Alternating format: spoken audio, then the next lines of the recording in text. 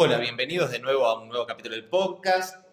Buenas tardes, noches, mañanas. Bueno, Siempre les causa mucha gracia que haga todo en desorden, ¿no?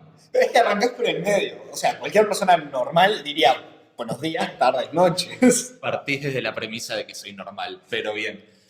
Hablemos hoy un poco de una promujer de la humanidad, premio Nobel, Esther Duflo, que bueno, trabajando con datos de cierta manera como para tomar mejores decisiones a nivel de políticas públicas y hacer un impacto en todo lo que tiene que ver con pobreza y demás. Camila, ¿qué nos puedes contar? bueno, me encanta. ¿Sos Contemos fan? que sí, soy súper fan de ¿Puedes ella. contar que te dio clase también en la Sí, maestría? No, usted fue lo sí, acompañó en la claro. maestría. O sea, Sí, estábamos juntos y teníamos el honor de tener a Esther de profe en alguna de las Sí, clases. sí. Debo decir que Héctor era más fan. Yo era fan de uno de estadística que lo odiaba. Pero, bueno, no, retomando el tema un poco de Esther, en realidad la gracia de esto, como de traer la colación, tiene que ver con el hecho de cómo utilizar los datos para el bien general. O sea, lo que hizo fue un montón de experimentos que los plantea en su libro de pobreza y desigualdad, que en base a eso, con pequeñas acciones, o sea, con diseño de experimentos, test de hipótesis y un montón de herramientas que tienen que ver con, bueno, con economía del comportamiento y de teoría de juegos, encontró cómo impactar mejor en la sociedad. O sea, uno de sus experimentos trata de el hecho de poner mosquiteros, o sea, comprar mosquiteros masivos para un pueblo, aldea de África, mejora la economía del pueblo, mejora la salud del pueblo y es una inversión que era mucho menos que inversiones que ya se estaban haciendo públicas, justamente porque la compra de mosquiteros para todas las casas era un valor bastante bajo. Entonces, como capaz que no estamos hablando de AI ahí, pero la idea era pensar un poco de, bueno, si sabemos diseñar esos experimentos, los datos tienen el poder de optimizar decisiones, de darnos grandes resultados a nivel social. Entonces, ahí entra el buen manejo de la estadística y el poder de data science. Sin duda.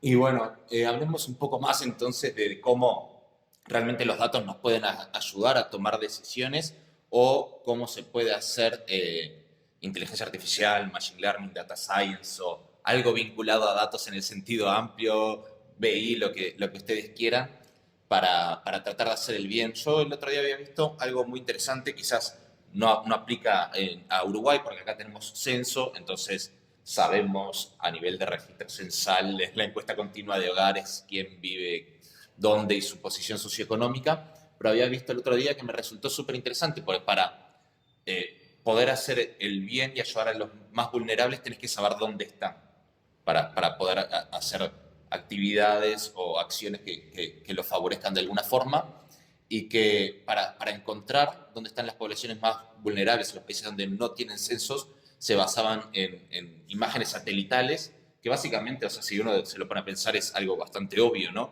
Pero sacaban la foto de día y veían determinadas aldeas, pueblos, lo que sea, y después la misma foto de noche y el pueblito desapareció. Entonces es un pueblo que claramente no tiene acceso a la corriente eléctrica, lo cual marca de alguna forma bueno, que tienen están por debajo de determinada línea que no te permite llegar a algunos servicios que, digamos, son básicos hoy por hoy. Bueno, sí, ni que hablar, hay mucho en lo que es esa línea de detectar distintos problemas o cómo mejorar las cosas con lo que es inteligencia artificial, ¿no? Y ayudar a la sociedad. También tenemos mucho, bueno, mencionábamos hace un par de sesiones sobre lo que es la sustentabilidad y el ahorro de energía eléctrica utilizando distintos modelos de inteligencia artificial y cómo eso puede ayudar también, por ejemplo, al medio ambiente, ¿no? Y ni que hablar que una reducción en determinados costos eléctricos o si podemos, por ejemplo, incrementar, creo que vos me habías comentado algo de eso, Héctor, que habías leído sobre incrementos en la productividad agrícola utilizando inteligencia artificial, ¿verdad? Sí, bueno, encontré algo que era súper interesante, que bueno, vinculado al agro, sistemas de inteligencia artificial pueden hacer recomendaciones sobre qué plantar, que podés optimizar mejor el suelo, cuándo regar, etcétera, y bueno, que está vinculado con que una mayor producción de alimentos puede alimentar mejor a la gente, ¿no? Algo tan vital como la comida, y bueno, que no por errores tener que desechar toda una cosecha. Y para tirar algún número arriba de la mesa, un informe del Banco Mundial hablaba que el 65% de los adultos trabajadores pobres viven a través de la agricultura, y que entonces invirtiendo en el sector de la agricultura es 4 veces más efectivo en la reducción de la pobreza que otro tipo de acciones.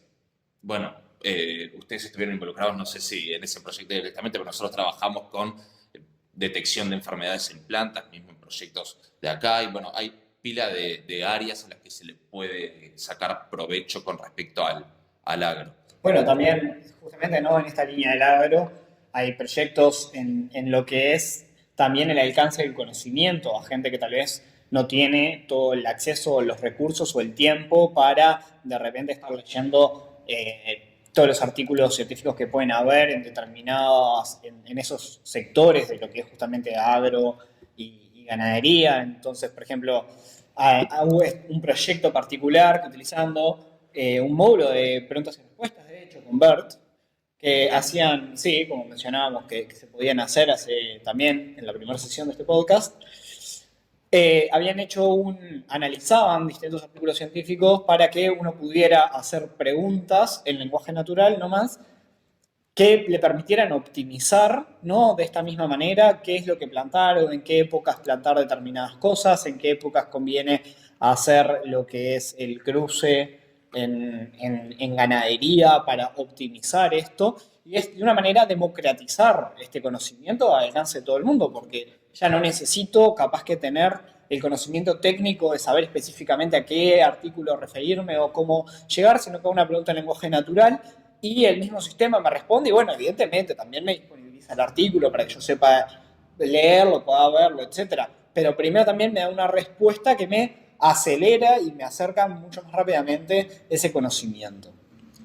Sí, incluso retomando la línea de la democratización y un poco del bien general, es esto de que los modelos de AI, una vez implementados, no discriminan el tipo de cultivo. Por ejemplo, o sea, si vos haces algo del agro que tenga que ver con determinadas, o sea, de dónde plantar qué, no tiene en cuenta de quién es el dueño. O sea, si lo implementa el gobierno puede ser un bien para toda la población. Entonces, también eso está para reducir las brechas que se podrían generar de otra manera con estudios que tengan que ser más específicos de suelo por suelo.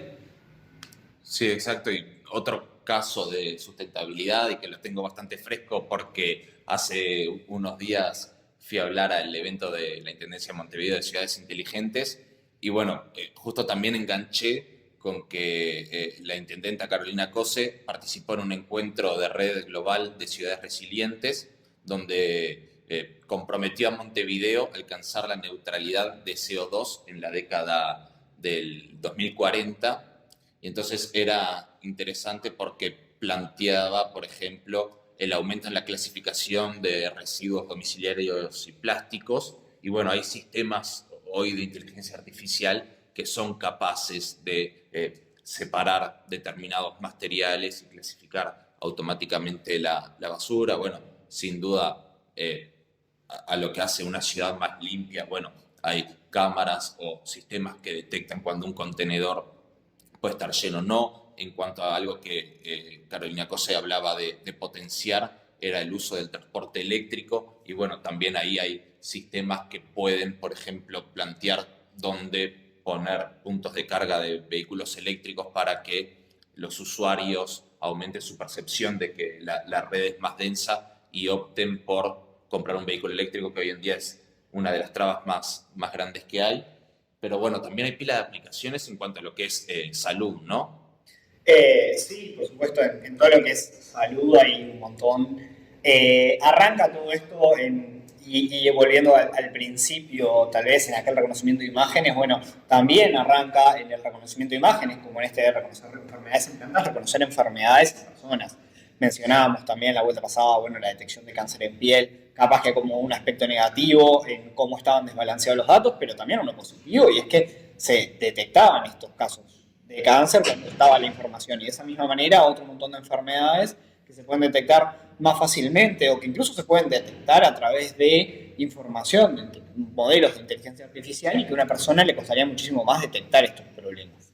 Sí, sin duda que hay, por ejemplo, en el análisis de tomografías y todo eso nos está permitiendo también avanzar el campo de la medicina, que es algo importante para el bienestar humano. Entonces, nos acerca también nos da el poder de estudiar un poco más el cerebro y todo ese tipo de enfermedades, que es un campo que aún falta para aprender, queda mucho para aprender. Sí, yo había visto que eso era fundamental para comunidades donde no hay un ratio de doctores per personas adecuado, entonces que este tipo de sistemas, en vez de tener al tipo revisando 10.000 placas, quizás ya se las preclasifica y bueno, tiene un trabajo menos arduo porque ya tiene como que un subconjunto en el cual enfocarse, y como que eso alivianaba mucho la tarea y eh, conseguían tiempo de respuestas para enfermedades que a veces es clave agarrarlas a tiempo, mucho mejores bueno, sin contar con este tipo de herramientas. Bueno, hablando de agarrar a tiempo y capaz que bajado más a un caso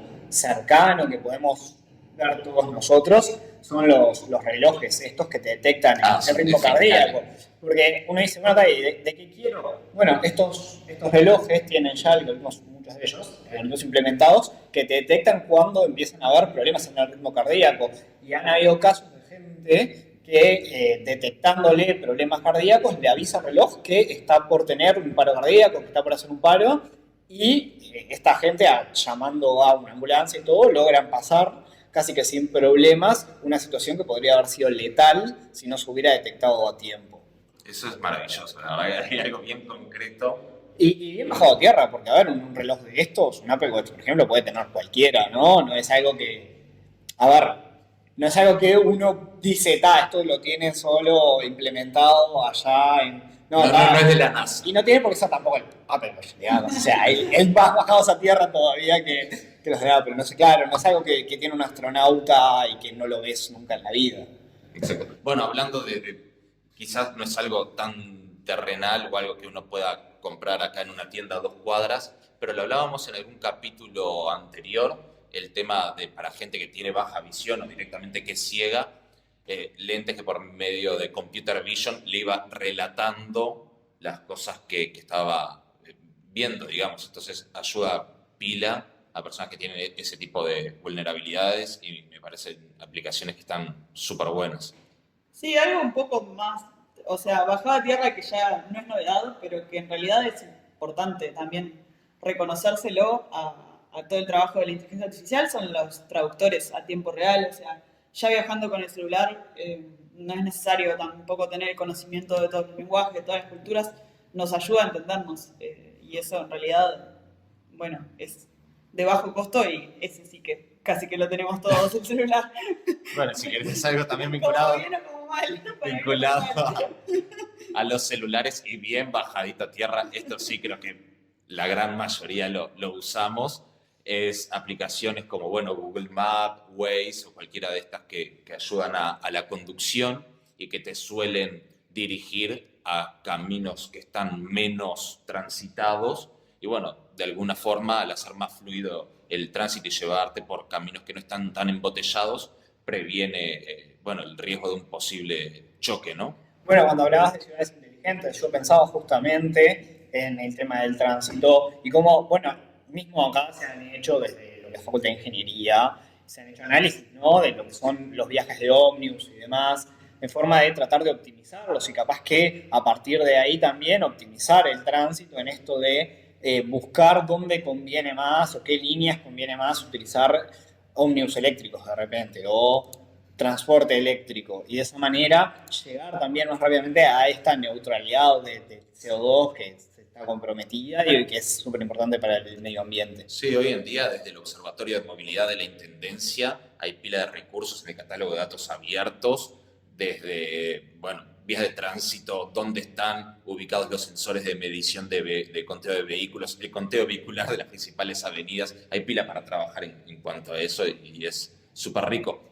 No sé si le gustaría hablar un poquito de educación y cómo la inteligencia artificial ha ayudado en eso. Tenemos casos concretos trabajando dentro de Quanam, que a mí me parecen súper buenos, como por ejemplo detección de bullying o cosas así en foros de determinadas plataformas de aprendizaje, o también, por ejemplo, el tema que se utiliza mucho en marketing de segmentación para ver qué recomendarle a cada persona, bueno, qué recomendarle a cada alumno que sea mejor para su aprendizaje y algo más personalizado, ¿no? Que se busca mucho hoy en día el tema de la personalización en la educación.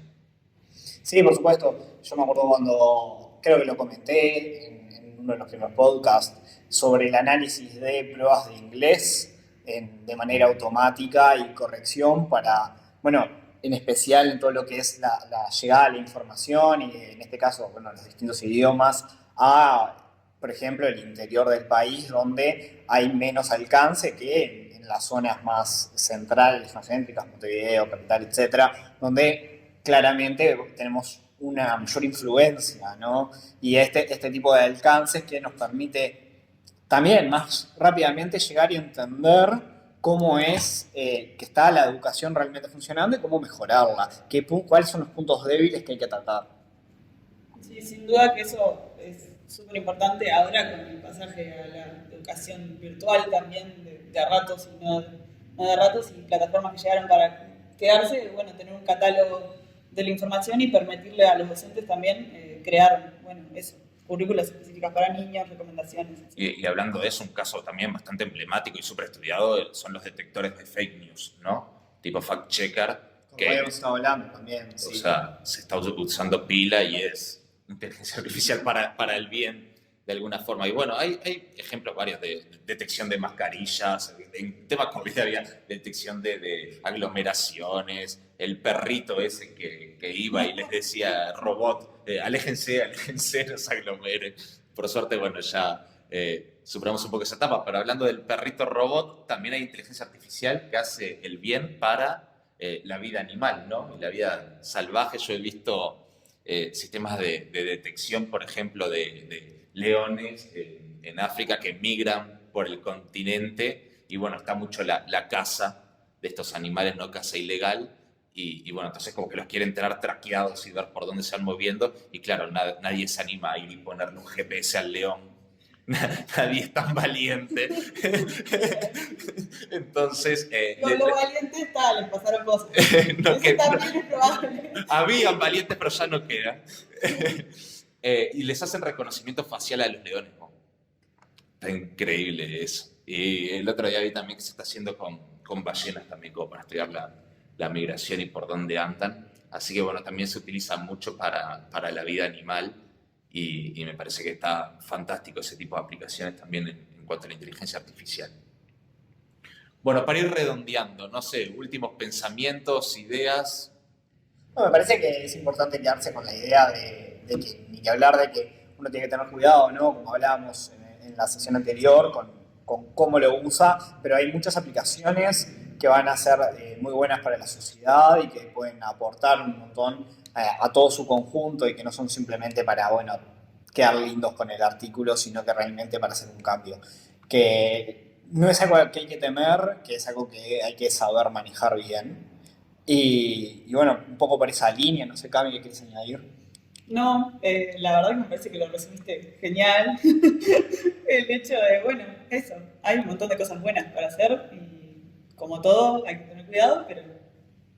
La inteligencia artificial salvará al mundo. Nos vemos en el próximo.